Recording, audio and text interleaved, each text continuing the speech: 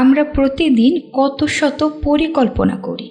আমি কাল অফিস যাব, পরশু ভ্রমণে যাব, পরীক্ষায় পাশ করব, ঘর তুলব, সফল হব।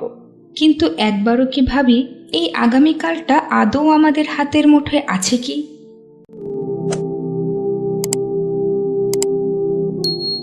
আমরা মানুষ, দুর্বল, ক্ষণস্থায়ী, অজানা ভবিষ্যতের যাত্রী।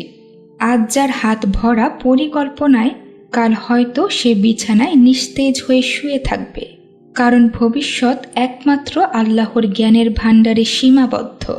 একমাত্র তিনিই জানেন কে কখন কোথায় কি করবে। পবিত্র কোরআনে আল্লাহ তাআলা আমাদের শিক্ষা দিয়েছেন, আর কোনো বিষয়ে তুমি বলো না আমি এটা আগামীকাল করব, যতক্ষণ না বলো ইনশাআল্লাহ। এই আয়াতে রয়েছে বিনয়, আত্মসমর্পণ ও ঈমানের মূল শিক্ষা। তুমি চাও, কিন্তু আল্লাহ না চাইলে কিছুই হবে না।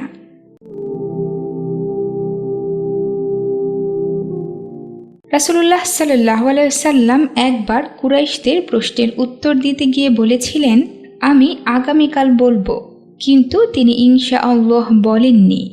এর ফলাফল 15 দিন ধরে কোনো ওহী নাজিল হয়নি।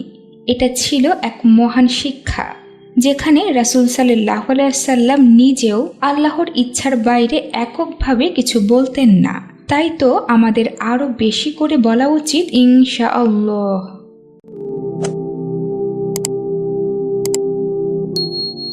ইনশাআল্লাহ মানে শুধু মুখে উচ্চারিত একটি শব্দ নয়, এটা আল্লাহর প্রতি সর্বোচ্চ আস্থা ও ভালোবাসার প্রকাশ।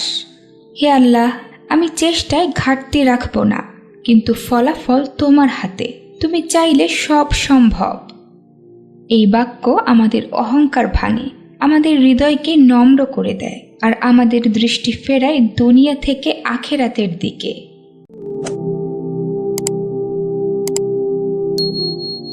চলুন আজ থেকে আমরা শিখে নেই পরিকল্পনা করব, কিন্তু আল্লাহর ওপর ভরসা করে। কথা বলবো, কিন্তু বলবো বিনয়ে ইনশাআল্লাহ। এই একটি শব্দে রয়েছে শান্তি, নিরাপত্তা এবং একজন মুসলিমের পরিচয়। ইনশাআল্লাহ আমরা এই শিক্ষাকে শুধু মুখে নয়, হৃদয়ে ধারণ করব।